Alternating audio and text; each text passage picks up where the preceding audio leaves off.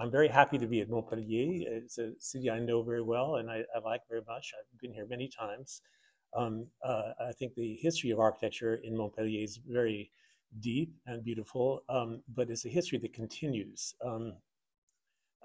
The people who run the city apparently know of the value of architecture in creating a culture. And I saw outside the city a kind of a new city in which there are quite a few new buildings done by architects who are also in this book: Zaha Hadid, Jean Nouvel, Massimiliano Foussas. This book came out 2 years ago, and it was based on work I originally did in the 80s on deconstructivism. It's a term that I coined. Am I speaking too quickly for you? Everybody understands? Okay, ça va. Um, so the core of the book is about deconstructivism, but I'll explain later that I embedded deconstructivism in a century of the avant-garde. And so I took the period from about 70 through 90 back to the 19th century, and then I took it forward through the digital. So it's a contemporary book as well. Embedded in the book is a lot of material on Claude, who I knew very well and whose work I admire. And as you know, there's a concours for in his name that's being held now. So the book starts with the doubts about modernism. This is a drawing by Stanley Tigerman, a Chicago architect, of the Crown Hall sinking like the Titanic. It was a time when people were modernism as exemplified in this Mies building at Crown Hall in Chicago was exhausted. People didn't know where to go. Jean-François Lyotard wrote the Postmodern Condition in 1979. This was done in 1979, in which Lyotard challenges the modernism's faith in reason and the belief in that positive knowledge deduced from observable phenomena would lead to ongoing progress. He challenged the Enlightenment. There were other challenges in architecture which occurred earlier. In 1966, Venturi wrote The Complexity and Contradiction in Architecture. Aldo Rossi in 1966 wrote The Architecture of the City. Derrida lectured on deconstruction at Johns Hopkins in 1966. And Claude Parhon, Paul Virilio wrote The Function of the Oblique in 1966. So already in 1966, there were doubts about modernism. The one response to the questioning of modernism was postmodernism. What we all know about Michael Graves. This is a building that he did in '79 in Portland. It's probably the symbol, the icon of postmodernism, and the answer to the questions about modernism they thought was in history, classicism, and classical humanism. However, in 1983, 4 years after that building, there were 5 buildings that were done that seemed scattered, but in fact became what I consider a movement. This is Frank Gehry's aerospace building in Los Angeles, in which Gehry breaks things apart. He starts expressing the motion of the idea of twist torque in the building over there. It's as though this is an aerospace museum, so the light is like a fuel of a rocket that's sending the building off in a contorted way because of the torque. So it's fragmentation, liftoff. Above all, it's not unitary. It's not a single thing. Zaha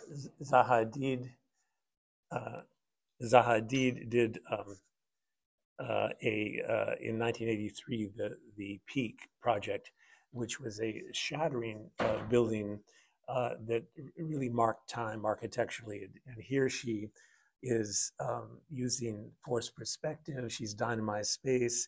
It's not extruded. It's not a hole. It's about movement and force. And the idea is rooted in Russian suprematism.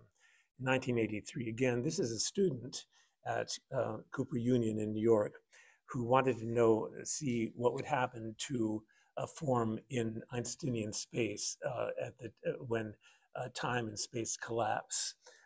So it disintegrates at the speed of light, with the speed of light. 1983, Vienna, the Bauman Studio. This is a very tiny project. It's like a space frame. Everything is in tension. Very little is in compression. But most notably, it's not on a grid. It's a freeform structure. It's like a freeform poem. And it originates in a wild sketch. They closed their eyes and they drew, and it comes out of the subconscious. In 1983, Peter Eisman did very famously the Wexner Center, in which he embedded a new structure within this old campus. And this grid that goes across it is a very obstinate interruption in the regularity. So it's about irregularity and even about irrationality.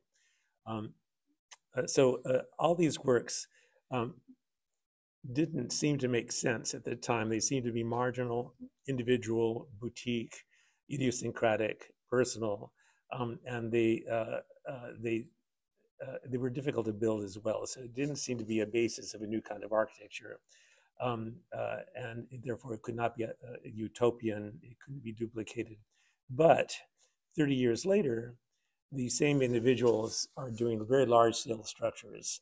Here is Zaha Hadid's Daejeon Airport in Beijing, which is kind of post-functionalist. She's captured the imagination. The answer to the boredom of modernism and to the boredom of function was not just functionalism, but the need to fascinate. It's a fresh astonishment. Frank Gehry in Paris did the Fondation Vuitton, which is a building that's about, he's a sailor, so you can see all these sails. It's about movement and sail and building in space. It's not rational, it's emotional. And then in China, Co-op Himmelbau does something similar in a building that is a cultural center. It has an opera house and a cultural center, museum and restaurant, all the rest. But he's really wrapped the outside, but he's also wrapped the inside in a very, what you might call organic form. Now, you shouldn't think that this is simply a sort of formalism. If you see all of these openings are to admit breezes. This is a zero carbon building, actually. So and they designed it hoping that it would actually generate energy. So the fact that it looks in some way formal does not mean that there are not other issues that are being addressed. This is Peter Eisman, who did the Ohio State building that you just saw. And this is the City of Culture in Santiago de Compostela in Spain, 2011. And he thinks of architecture as a cultural practice. And in this case, the culture for him was the mapping of the various passages that the faithful use to get to Santiago. So it's over the hills or down the streets. And the whole building itself is a topography. It's a hill with these passages. And for him, architecture is not simply a profession, but a form of knowledge.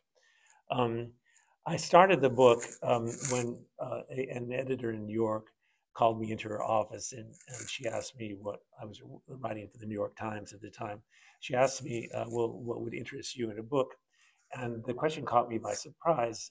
And I thought, well, I told her, well, chaos is actually fairly interesting. There are a number of architects who are dealing with chaos.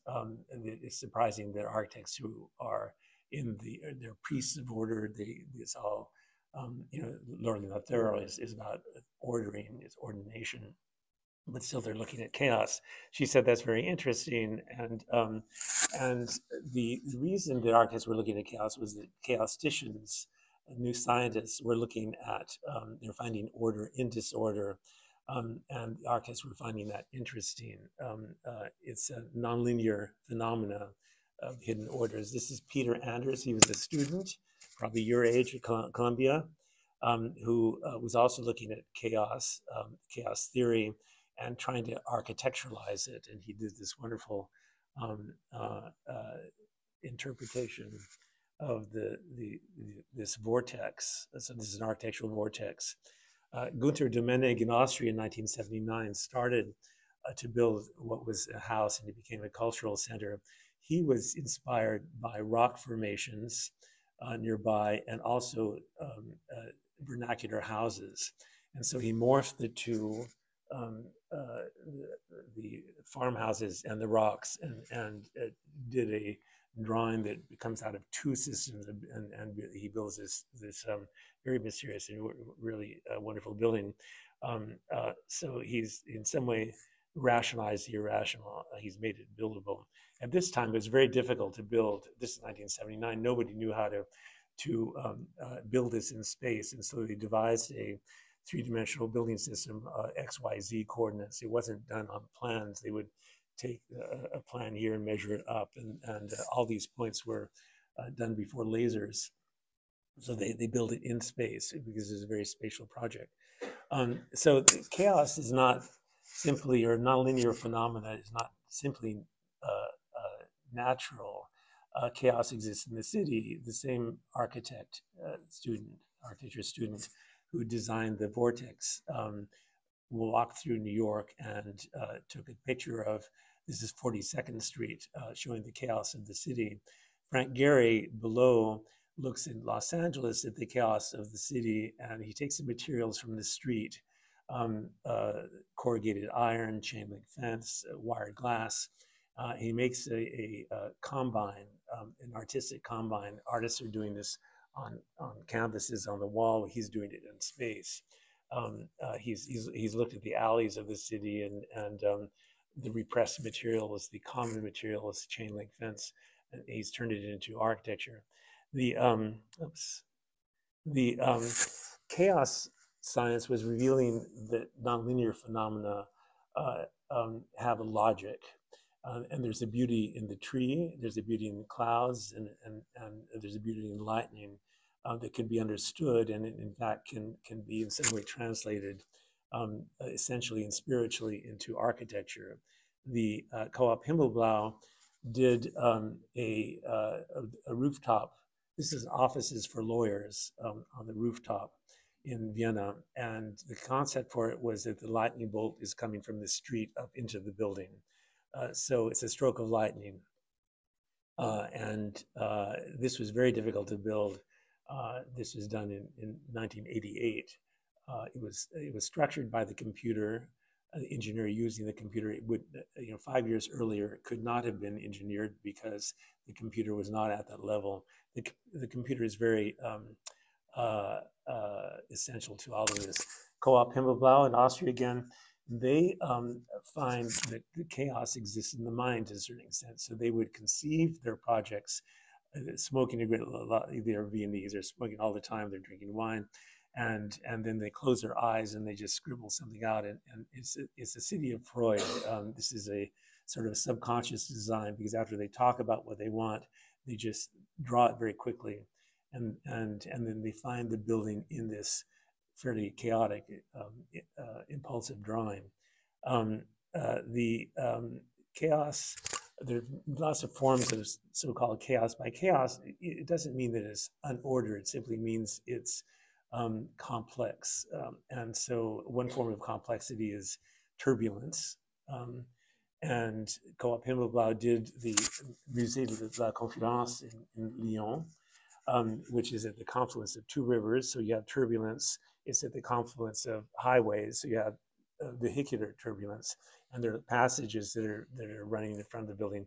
So they, in some way, build this idea, which is very appropriate in a museum of science that deals with the turbulence of the entire skyscape, all the nebulae. This is all architecture beyond Euclid.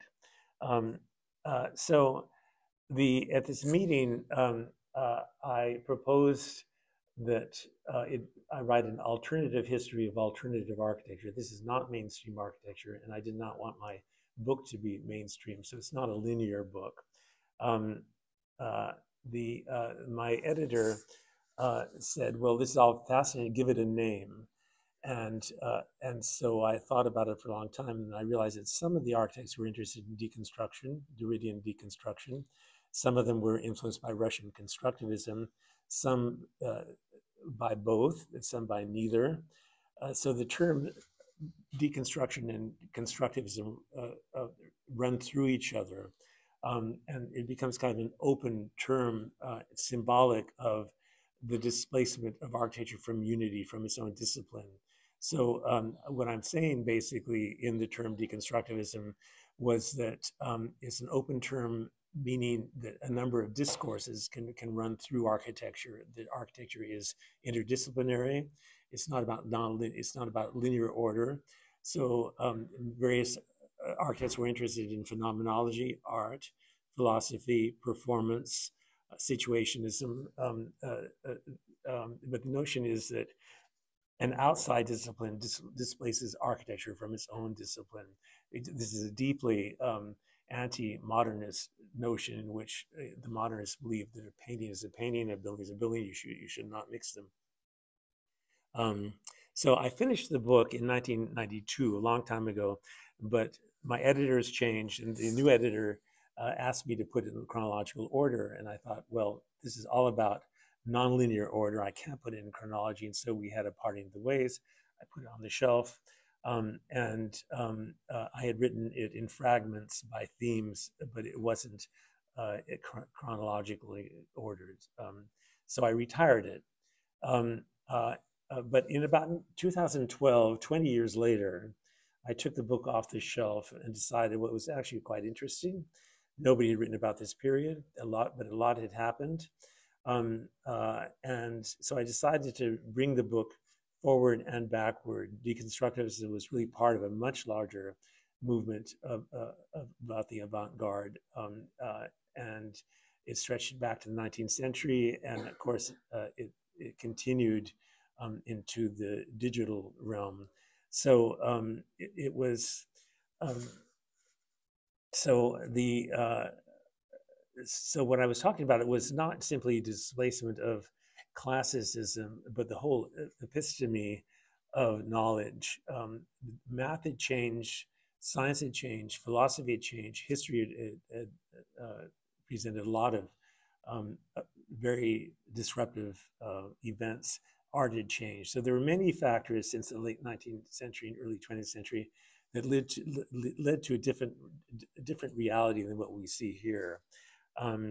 Dostoevsky had said in the 19th century that you can't understand God in infinity where two parallel lines cross with a Euclidean mindset. So the issue was how you get beyond Euclid into another reality. Let's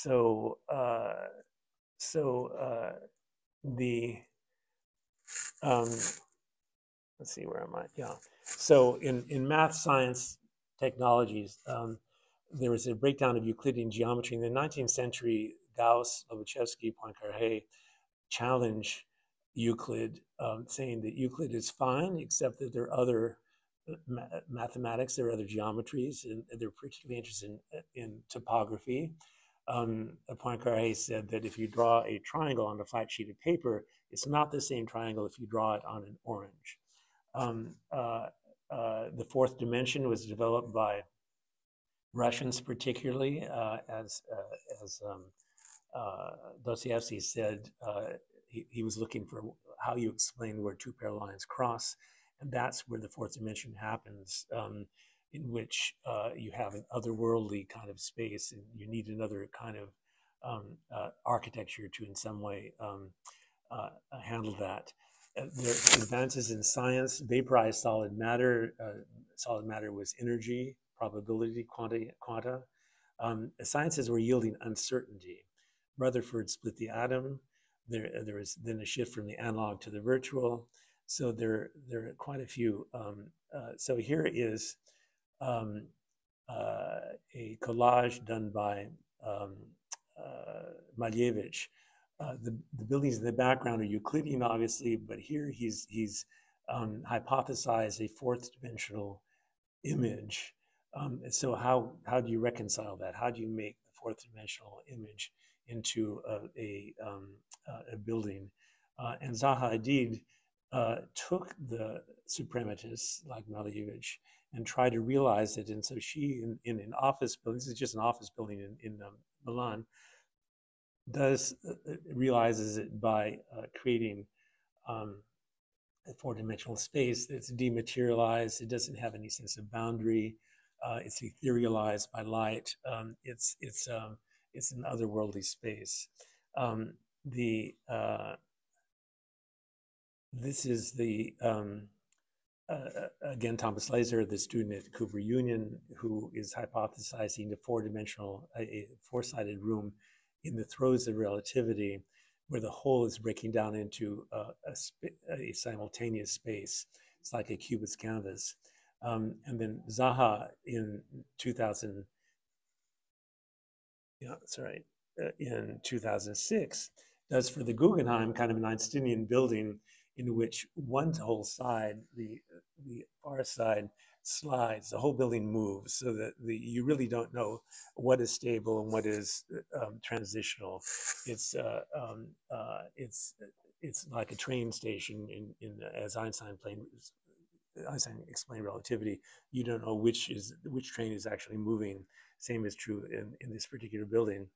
In philosophy, the certainty of knowledge, Kantian knowledge, and Hegelian synthesis was doubted or put into question by Nietzsche, who introduces a philosophy on the certainty. So the philosophers of time, change, and becoming establish kind of instability as a meaning. Things are uncertain. In psychology, Freud comes along, then Jung and Lacan. The psyche is not so integrated. It's stratified. We're no longer in control. The gods are within us. They're arguing and disagreeing. The individual self is layered. So here is a building in New York by Diller Scofidio, and this is this is a building that moves like Zaha's. It's called the Shed, and so it moves back into the start position. But the walls go up and down, the ceiling changes, and the front wall also changes. It's never the same twice. But what's most important and interesting is there's no foundation. And it's just like these philosophies and uncertainty, they're not foundational philosophies. They're all about some form of interpretation, some form of uncertainty.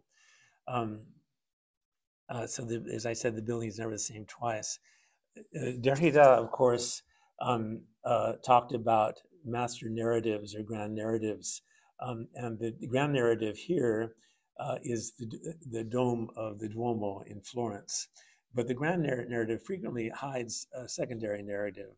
And inside the dome, between the two domes, there's this quite fascinating space between the inner and the outer dome, where there's no true vertical. It's an in-between space. And so most of the architecture I'm showing you is about the second condition. The secondary condition is not a dominant. It's all about uncertainty. So in terms of the concept of man, the man who is at the center of the circle, he's integrated. There's a perfection. There's a sense of complicity of the man and and geometry, and man's proportions confirm Euclid. In the new psychology, however, there are many men. They're not integrated. The personality is layered. The figure is not in control. It's not the center of anything. And the man is non-normative. So in art, there are, traditional Western art is Greco-Roman. It's all about representation, and the realism representation of representing the world that's out there. However, at the turn of the century, at the end of the 19th century, there are all sorts of challenges to this narrative Greco-Roman art, Cubism, Futurism, all the rest of these. They're transgressive, they're progressive, they're abstract. And from an architectural point of view, it's not about functionalism. And all these art movements would be foundational for the architects I'm writing about in this book. They're rebelling against the Bauhaus. And they would all these art movements would be inspirations for new directions that the artists are taking. I hope my voice doesn't give out.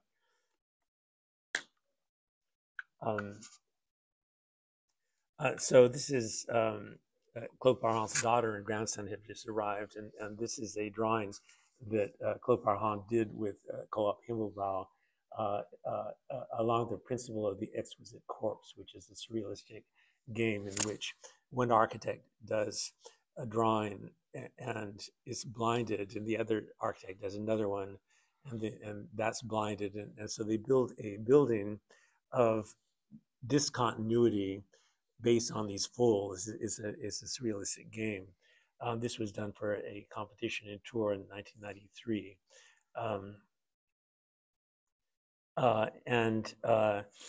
Bernard Tschumi was influenced by the realists. Now I'm talking about art movements as they affect architecture, as they inspire architecture, who are looking for other forms of expression beyond function.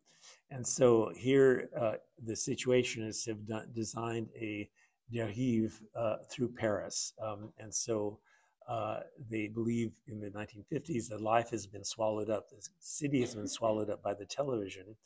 And in the book called Naked City in 1957, we have a map of Paris that's a map of accidents, and you 19 districts. You wander through the city. You have chance encounters, unplanned promenades, urban stimulations. And Bernard Tschumi on the left is planning the Parc La Villette like a situationist city where there are all sorts of chance encounters. So he, and I'll explain it later, does multiple paths that are unpredictable, straight, curved, three-dimensional, with a lot of buildings in between. So history, Paul Valéry wrote in 1935 that for the last 20 years, since 1915, since World War I, neither matter nor space nor time have been what it was from time immemorial. History is discontinuous. History is advanced by abrupt change, not gradualism. So you have all these historical events that are deeply disruptive. So it's not a gradualist emergence of history. World War I, gas warfare, Russian Revolution, Depression. It goes on to the atomic bomb, the moon landing. And so the moon landing creates this architecture of transparency and lightness. Hans Hollein has a portable office. On the left, that's a love nest where two people would meet and eventually date. This is Co-op Himmelbau walking through the city in a bubble. Culture itself goes through many abrupt changes. Elvis Presley, Beatles, The Pill, LSD, assassinations, Paris '68, feminism, the internet. So collectively, the science, art, philosophy, history, and culture have had these huge influences on the drafting table. And all of these events, all of these shifts in these fields pass from a static state into some form of dynamism. So the episteme, the whole changes, the whole paradigm shifts to a different reality. It's a different way of thinking, a different way of thinking and knowing. So the paradigm shifts from the reality that we see with Leonardo here to a different reality. So it's in my thesis that this is the deconstructivist Mona Lisa. She's just as the Renaissance space was constructed in back to Mona Lisa, the space behind this painter in the blue dress is, and she's painted some of these things, but the background is done by Claude, is deconstructed. And so she's, what they're doing is breaking, these architects are breaking systems of control, such as perspective, the grid, patriarchal society, the consumerist society. So the society is no longer patriarchal. Here, Gaetano Pesce draws a female body within the circle. It's not, it's a Vitruvian woman, it's not a Vitruvian man. Here is Zaha Hadid next to the modular of the Unité d'Habitation in Marseille. And the point is, Corbusier has taken an English soccer player who's 6 feet tall. He thought the French were too short for his modular. And so here's Zaha, she's not a guy, she's not a soccer player, she's non-normative. So it's a post, she's not conceived as a generic generic person. She's not part of a mass she's not part of a mass society. She's an individual. So the Unité d'Habitation was conceived on the notion of unity, and you'll see that Zaha breaks all this apart, and she's talking about non-unities essentially. Not everybody's not the same size, not the same gender, etc. Durand in the early 19th century very brilliantly merged Euclid and the grid into the hyper-ordered forms of buildings that you see on the upper left. And you see these buildings in La Cité in Paris. But when Zaha was asked to redesign the ground floor of this tower, the tower itself is like Durand. It's ordered, it's Cartesian, it's Euclidean, but her space below is anything but that. The building itself was built in the same year, 1972, that she started architecture school, and so 50 years later she does this intervention, and so space. Foucault writes about the power and space and the control of space. On the upper left, you see the panopticon, which is in a prison where the guard can see all the prisoners at all levels in this radiating scheme. So it's an architecture of power. But the architects in the book are interested in challenging that order and that notion of architectural power. And in a set design, the Diller Scofidio, they use mirrors to decapitate this figure. So the man whose body you see is separated from the head you see, and so there are plays of space that challenge these systems of control, spatial control. So the existing order, the realistic order, is Apollonian. It's static space. It's all about harmony, calm structure, structured order. However, Nietzsche was particularly interested, who declared the death of God, in Dionysus. He had good things to say about Dionysus, the god of wine, the libidinous god. He was wild, spontaneous, anti-authoritarian. And so it's a change, it's a shift from sobriety to inebriation. So Dionysus is the ecstatic god, and you might say that these architects were interested in ecstatic space, meaning outside of stasis, about movement and change. So the moving from the static to a dynamic episteme in philosophy, science, and engineering crosses into other forms of dynamism, to a place between unstructured order and structured disorder. So the Apollonian space you see in Grand Central in New York is also mirrored with the buildings in back. The modernist structures are also ordered, highly regular. It's a different uh, imagery altogether, but still there's a sense of order that throbs through them all. So Zaha in this picture at the bottom, it creates a different sense of order. She sees the same building from many points of view, and then she combines them into this drawing that creates a different spatiality. And so there are many ordering systems of control that architects can challenge: perspective, Euclid, Newtonian mechanics, Descartes, gravity, hierarchy, orthogonality, functionalism, even air conditioning. So this is not new in the 16th century. At the Garden of Beaumarchais in this Sacred Grove outside Viterbo, you walk into the mouth of the cavern here, and it says, "All reason departs," for people who walk into the mouth of the monster. So there's an early alternative to the conquering reason of the Renaissance. So during the Renaissance, reason starts dominating. Here it's being challenged already. Of all people who does a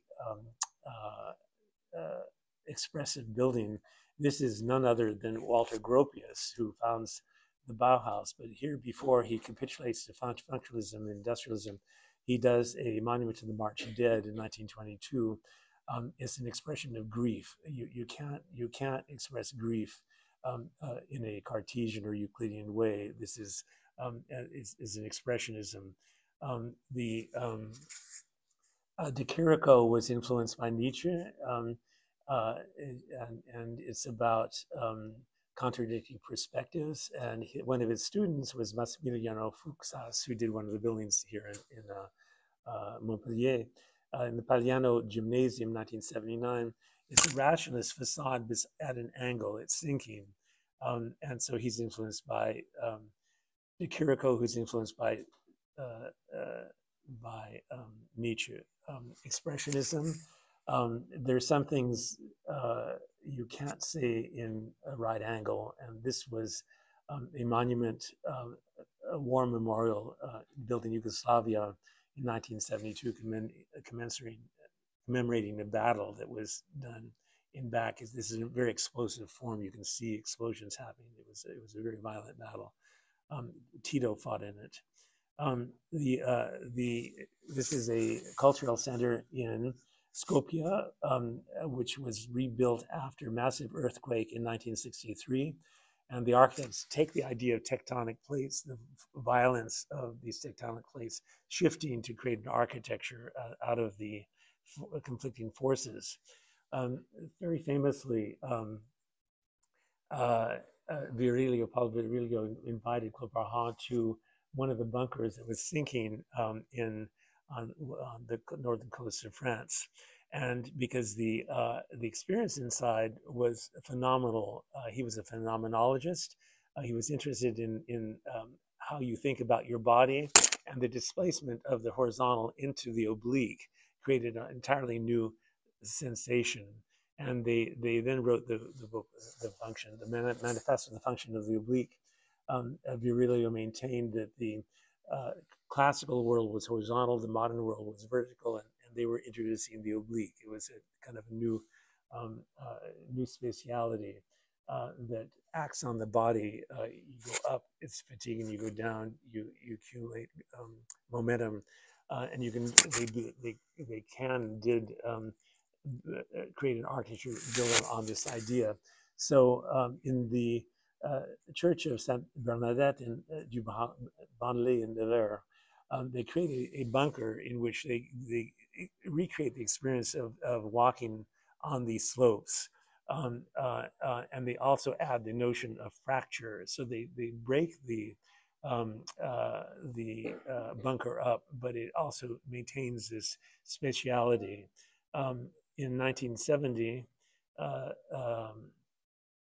Claude Perrin goes on to design the French Pavilion in the 35th Venice Art Biennale. It's not the Architecture Biennale.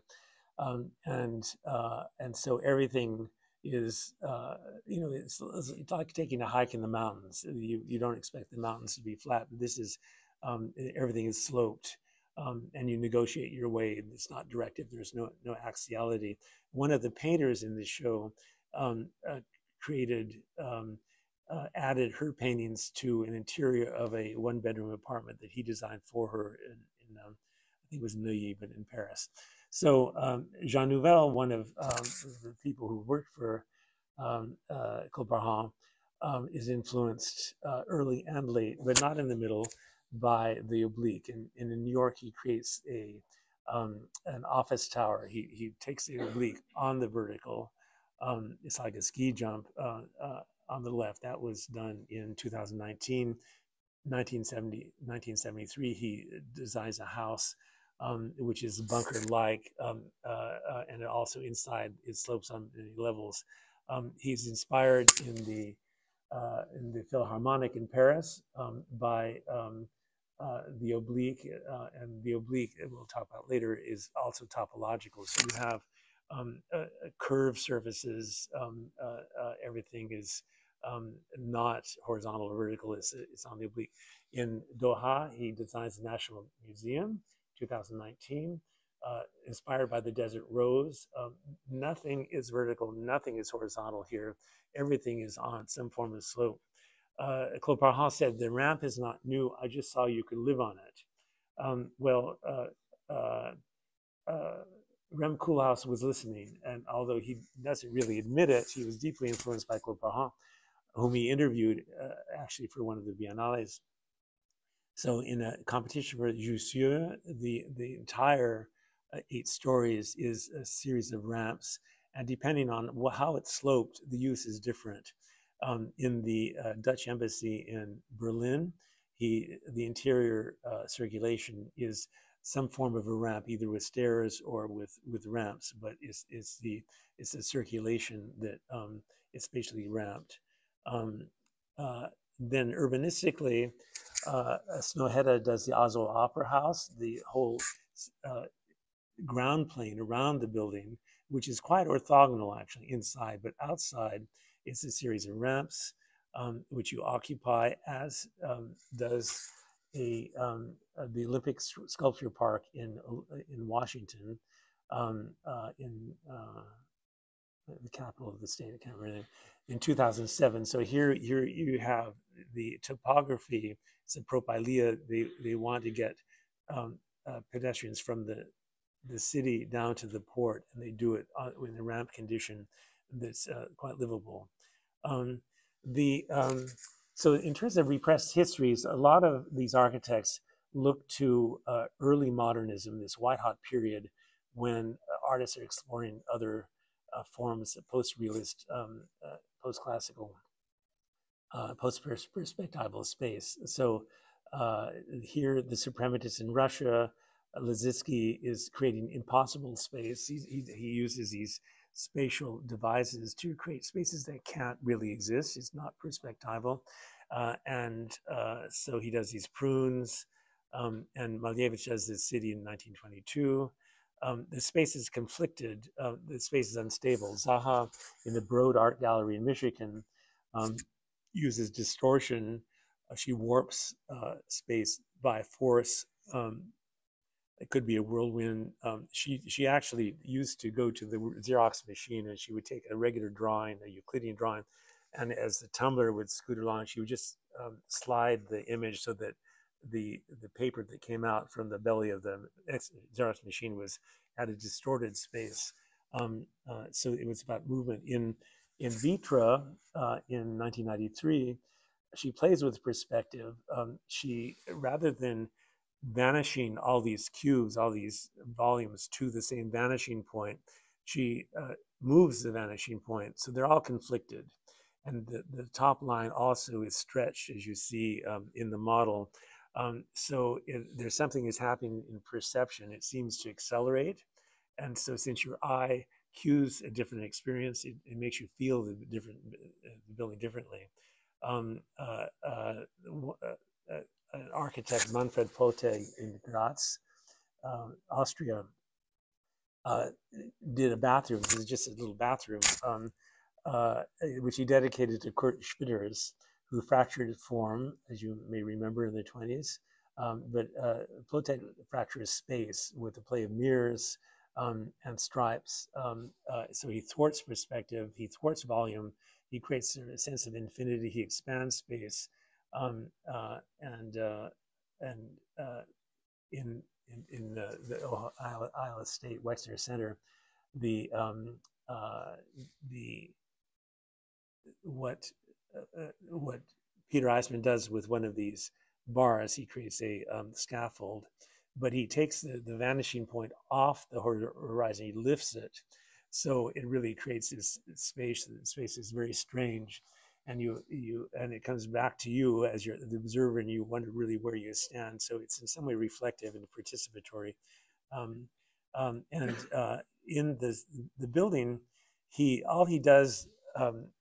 The state was surveyed by two surveyors, one coming from the north and one coming from the south, and they were to meet at a street, and the grids were supposed to align, but they didn't align, and it's called it's like a fault line. So he takes that idea and he extends one grid into the other, and the two grids conflict. So he builds his building on this conflict of grids.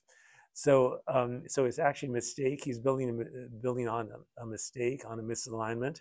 And so there's no unity, it's multiplicity, multiple grids. So he weakens the each grid by crossing it with another. Perspective can't exist. The grids don't reinforce each other. And then inside he dimensionalizes it. He takes it into the third dimension and creates this highly conflicted space. So it's no longer unitary, it's an architecture of uncertainty. And when you walk across these two grids, it's like you going from a dock to a boat. It's a different gravity. It's a different sense of space altogether. It makes your body feel strange, slightly. This notion of multiple systems is not unusual. If you look out the window in an airplane, you see fields. This happens to be a field in the Middle West, which comes out of the Jeffersonian surveying that happened across the United States. But you have a river running through it, and the river is not Euclidean, is not Cartesian, and then the same fields cross valleys and mountains, and so you have natural systems that coexist with man-made systems. So it's not unitary. So it's not unusual. We see it all the time.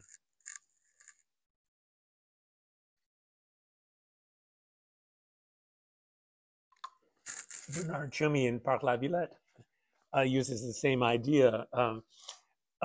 It's an idea that happens in Paris. Paris has Grand Boulevard, it has the Rue, it has canals, it has a river, and he does the same thing at the Parc La Villette, where he supposes various systems. So he has straight and curvilinear passages, there's a canal, there's an axis, and that's all superposed on this point grid of follies, which is in turn superposed on a field of fields.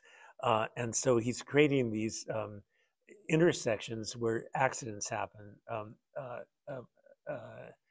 This is in Austria. Tom Main of Morphosis takes that same idea of multiple systems. He just verticalizes it. So you have these layers that are not coincidental. So you have a facade that's different than the brise soleil is different than the facade, and that's different than the structural system.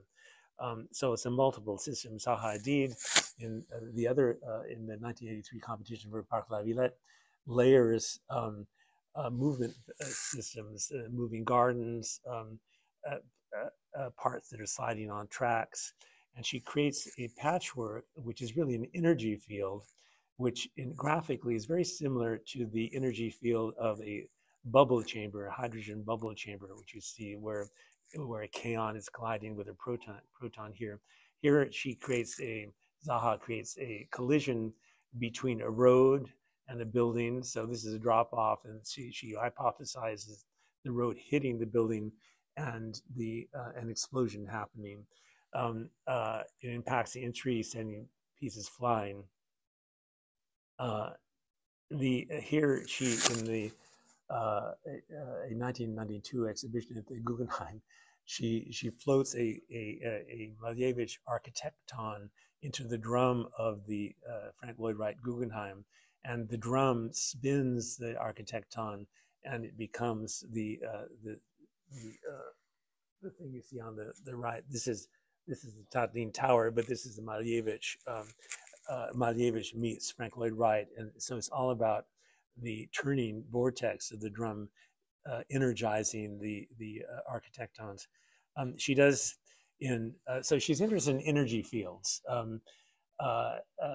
The buildings can be planned, cities can be planned as energy fields. It's not a static concept. It's not Rome.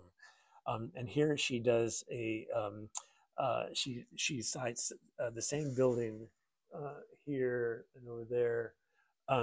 She sees it from a multi-perspectival point of view. But what's most interesting is that she combines them into these warp planes so that they seem to form a city. It's like a rubberized city. But she's basically visualizing energy in urban energy in an urban energy field. She goes on to actually design city plans based on the same idea. The notion of energy runs throughout. All these architects are interested in energy rather than stasis. Here at Co-op Himmelbau building in Austria, where the generating plant on the left sends its energy into the building, and it enters a point at the corner where the corner explodes. So this is a factory, but it's a post-industrial factory. It's digitally run. And so he's hypothesizing a post-industrial architecture in which there's a different order to it. It's not industrial, it's not repetitive, it's not serial. Danny Libeskind, back in 1979, does this marvelous drawing called Micro Mega, in which he creates this multi-perspectival, highly energized field, which is beautifully complex, but there are meadows in it. There are traces of the orthogonal, that it's all diagonalized.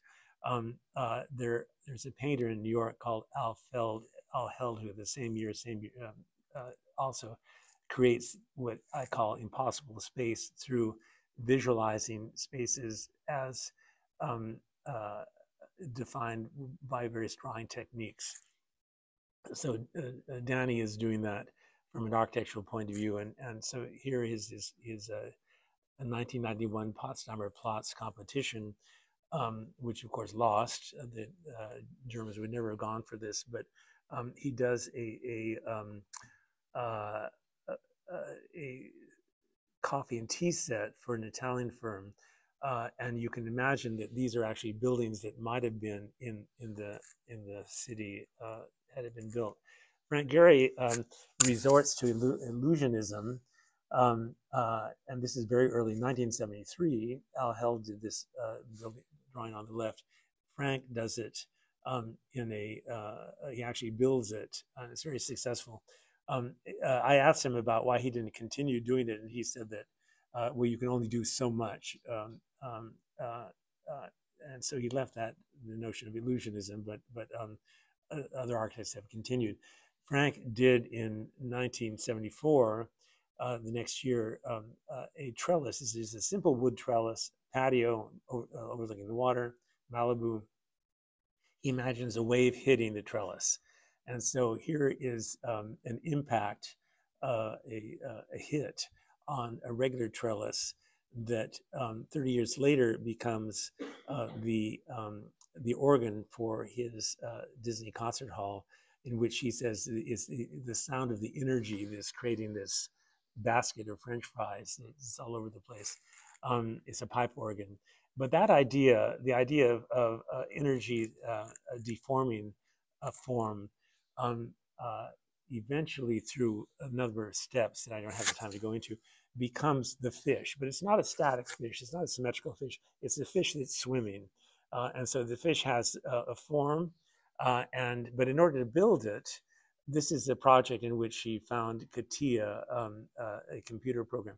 that allowed him to fit all these things together, because originally it was done with paper and the things didn't fit, it just didn't work. And once they did the computer, everything worked except for one or two pieces. So that becomes Bilbao. It's a complex curve, and the computer was transformative for many reasons. But it allowed them to develop the ideas that they were already testing in the analog world into greater complexity. And there was also a corollary of structural dynamism, because Peter Rice pushed Bernard Tschumi to the limits of instability, the limits of stability in part of La Villette. It was Rice who told Bernard, you don't have to put that column at the vertical, you can incline it. And this is a drawing on the left by Renzo Piano, who was a great sailor who talks about instability. But there are a lot of these structures that have forces that are dynamic, like the airplane wing that are running through it. So with the computer, you can calibrate for instability. But it was one big step to digital revolution, where Greg Lynn in the mid-90s starts using 3D animation software from the movie industry. So he starts designing by taking things that move on screen, and in this case, he's doing a competition for a bus terminal in New York. So these bubbles on the left are energy bubbles that the spheres represent a moving force field of buses and cars.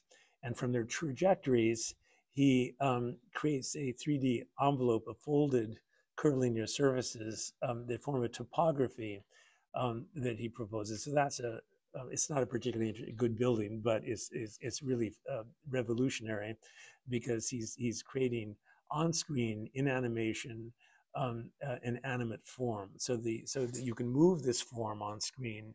It's not a static thing. It's not on paper. When Frank Gehry does his buildings, he designs them manually with paper, and so it's entirely different. This is so form is animate, because the force field is animate. The computer is animate. It's all about instability and forces at play. And getting back to chaos science, snowflakes are always in the process of formation and deformation.